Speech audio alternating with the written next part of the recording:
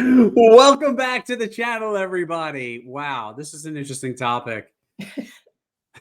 Michelle, stop sending me unauthorized emails. You gave me your email.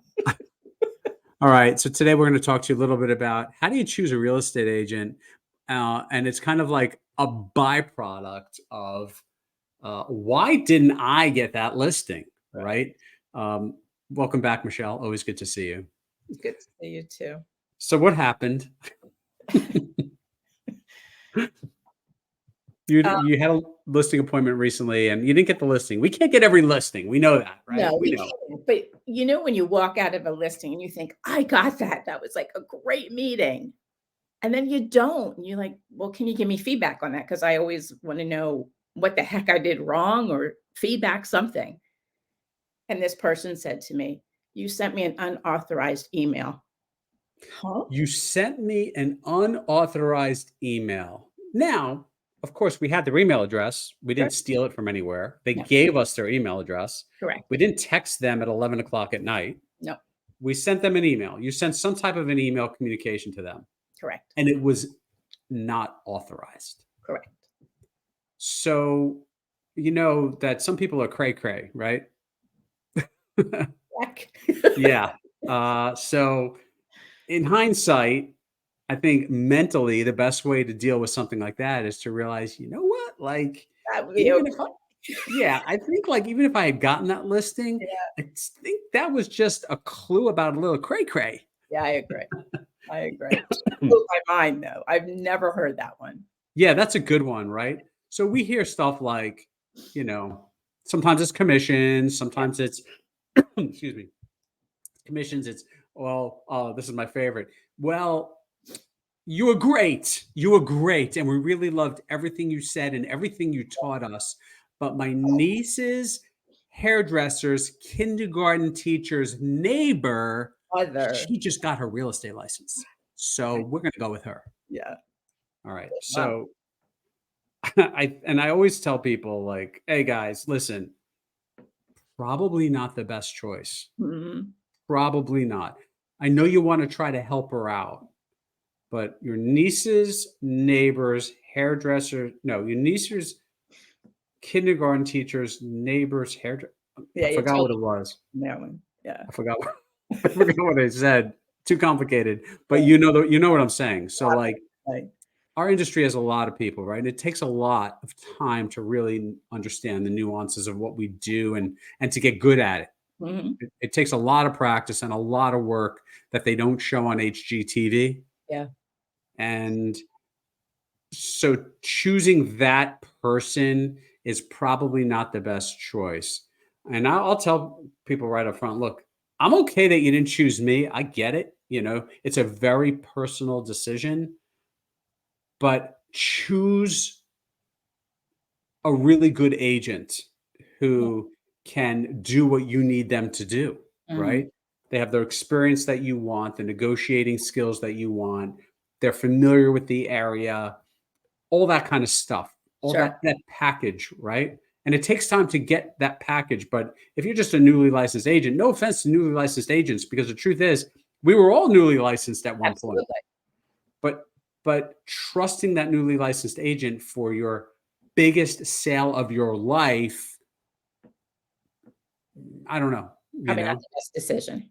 Unless they're maybe part of a bigger team or something. And, you know, but I don't know. I mean, there's a lot going on there. So this comes down to like, I believe that there's a lot of things actually that come into play. Let me pull up something that we stumbled on in doing some research for this. So there's some things that come into play when people are looking for a real estate agent. And this is actually, I stumbled on this website or blog that was by a real estate agent, not in our service area. So there's a few important things here. Mistake number one, don't choose a real estate agent who specializes. So like, I don't know that we see it too much here, but if it's an agent that only sells luxury homes, I guess there are some that only sells luxury homes, and you have a modest condo, maybe that luxury home agent isn't the right agent for you. I don't know, you know, like a specific niche, I guess, you know. Yeah. there's, agents that only obviously work on commercial property. If you have a home, like maybe the commercial agent's not the right fit, that kind of thing. So if they're a residential real estate generalist and they sell a mix of different types of properties, yeah. But if they only sell, like, let's say, seven-figure properties and you have a $300,000 property, maybe not the right fit, you Right. know? Um, Hiring a friend. No, we'll pass that one. Yeah, that's a really tough one. Like that one, we've talked about that in previous videos. Hiring a friend is tough, Tough. or family member. We're going to put family member in that too. Yeah. Friend or family member is tough. And I could tell you, as an experienced agent, when I get hired by a friend or family member, as a real estate agent with experience, it's really tough. It's really tough. Why? It's tough because you want to over deliver, because in the back of your mind, you don't want to do anything that would hurt that relationship. Um, And flip it around. The hard part about that, when I'm coaching or I'm on a listing appointment and they're considering a friend, is I'll say to them, look, here's the deal. If you hire me and somewhere along the line you're not satisfied with something I'm doing or not doing, you're not going to be afraid to tell me, because we're not friends. Right. I think we have a video. I think I have a video called "I'm Not Your Friend." Not Check your it out. friend. I'm not your friend. And it's true. You're hiring me as a professional to do a job. So if you're not happy with something, you're going to tell me, and we're going to just talk about it, and I'm going to fix it. Right. But if I'm your brother or your friend, you might hesitate to have that conversation with me. That's tricky because you don't want to hurt my feelings and you don't want to hurt our relationship. Right. It's really tough. Uh, it's just tough. It's tough. So if you're a newer agent, then I don't think you should even allow someone, a friend of yours, allow a friend to hire you. Does that make sense? If you're Yes. like a brand new agent, you may not want to be the first client may not want to be a really close friend. Could be tricky. Could be tricky. Different Uh, relationship. It's going to be totally different going forward. yeah, it's definitely a tricky situation there, uh, especially if you're a part-time agent. That gets even trickier because, again, you're hired to do a job that's the biggest transaction of that person's life, whether they're buying or selling. And then, like, not only are you a new agent, but you're part-time and you can't devote the time. And again, it's not on HGTV like this, but it can be tricky. So we'll move on to number three. You don't trust the agent you hire. Well, I mean, I think that that's a huge mistake. That's right off the bat. Yeah. And I will say that, like, over the years, when I've gone on a listing appointment on a property that has not sold, I've had sellers say to me, actually buyers also, when I've been like I call it the rebound realtor in our marketing, when I've been the next agent, right? Because that first relationship didn't work out. I've been the next guy. Um, I've had people tell me that they didn't even trust their agent, or they didn't believe him, or they thought their agent was lying to them. I'm like, wow. But that's tough on you too, because now they're looking out for that. Yeah, that's true. Now that's a very good point, Michelle. Right? So Like now it's they're like what? tingly feeling. Yeah, so, like, their radar is up about communication, and they're, like, already looking to make sure, like, they could potentially be reading into things, Sure. right? And that, Mhm. yeah, that's a really, really valid point. Yeah. So that's a situation when I'm in a scenario as a rebound realtor, as we say in our marketing, then I'm probably gonna do my best to over deliver and over communicate.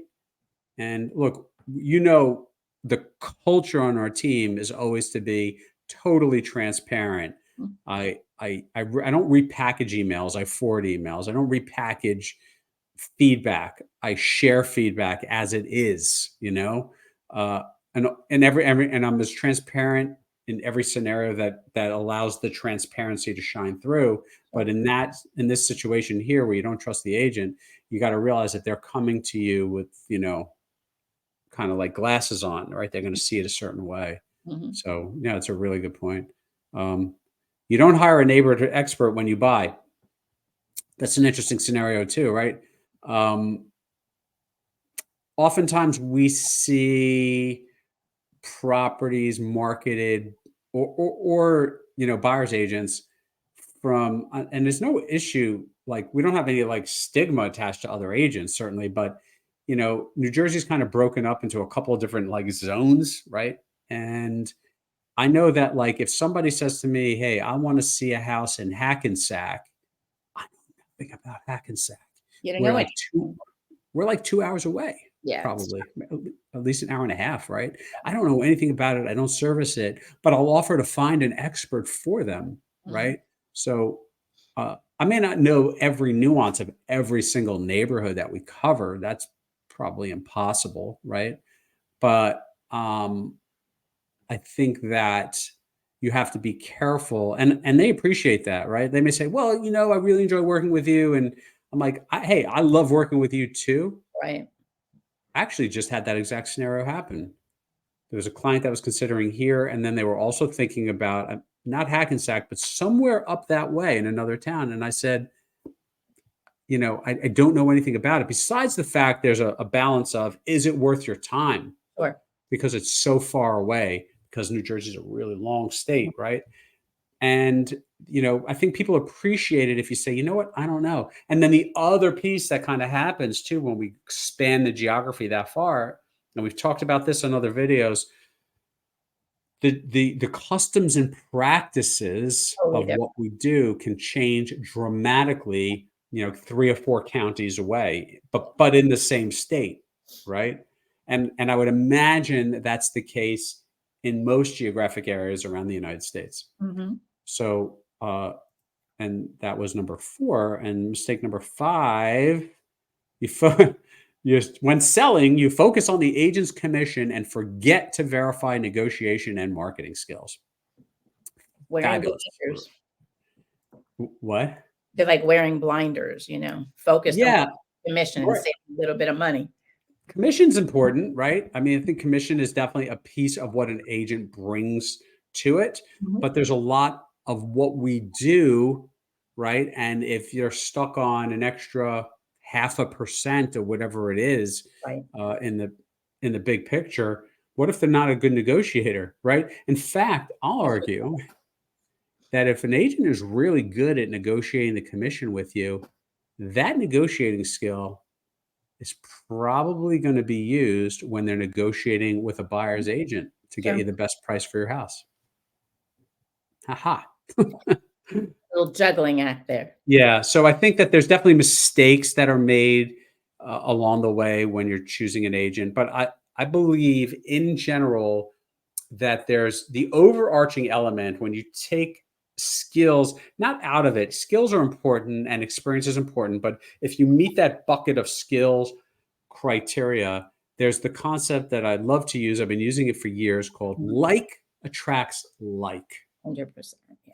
And at the end of the day, if there are a few agents that all have similar skill sets as a seller or a buyer, you're probably going to move forward with someone you feel like you connect with. Yeah. You're comfortable with. Yeah. Some agents are going to like, I mean, there's some buyers or sellers are going to want to connect with a female agent. Some are going to want to connect with a male agent. Some are going to want someone who's 30. Some are going to want someone who's 70. I don't know. There's all different things, right? It doesn't mean that you're the same that way, but there's going to be things that help you connect with another human. And when we can connect with that other human, I think that that's a big piece of it. Yeah. 100. Um, I also believe if you're a real estate agent watching this, uh, let us know in the comments if you believe this. I believe it, and I can feel it. I believe that some of the most successful agents that can really connect deeply with a client are the agents that really take the time to fully understand what's going on with you as a seller or a buyer. Listening skills. Listening skills are huge. Yeah. Being a great listener, right? They say that we have 2 ears and 1 mouth, right? We should listen twice as much as we actually talk, right? And I think there's some truth there. There is. especially with what we do, we have, especially and particularly at the onset of that relationship, it's so important for us to ask questions and listen and take notes and ask more Yeah. questions. And I always open that up by saying, "Hey, is it okay, Michelle, if I ask you a few questions?" And you're going to say, "Sure." Yes. And Oh, I'll ask you a question, an open-ended question, and you'll start talking. And even if you get off topic, I'm not going to steer you back on topic. yeah. I'm going to keep listening because I know there's going to be information that comes out of that that helps me service you, because Yeah. I'm going to continue to learn stuff about you and understand you. And then we can create the right plan, because People every like to human talk about themselves a lot too. So that's just a natural meeting, natural, things that people like. that is very, very good point. It is true. Once it's so true. I forgot about that. Once I get you talking about yourself, Yeah. whoever you are, you're going to keep going usually, Yeah. and keep going. And it's not a game or a tactic. It literally is a tool that I'll use to help learn about you. Yeah. And because I legitimately want to know as much as I can know, And a lot right? of your questions that you have are going to be answered in that, the way that they're talking and how they're talking. And if they keep talking, you're going to learn all of your questions right away.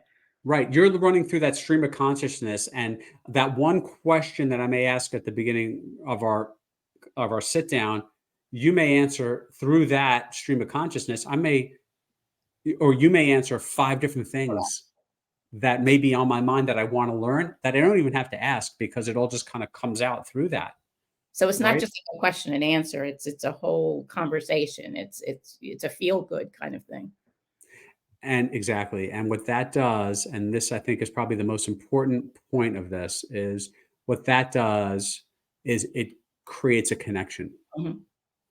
because then you realize, I'm listening. I'm not here to put on the Greenblatt show. Yeah. I'm here to put on your show. But first, I have to learn about you so I can create that show. And we can create the right plan to help you. And that, I think, is the key, or one of the keys to being successful in this business, is understanding that element about humans and their programming and their situations, really listening, and then creating something that works for you as a client. There you go. And And things. it, it all started with an unauthorized email. All right. Hey, everybody. Thank you again so much for watching. If you want to get in touch with us on YouTube, all of our contact information is below in the description. We're happy to help you here in Southern New Jersey or anywhere in the United States. Michelle, Take care. thank you. Thank you.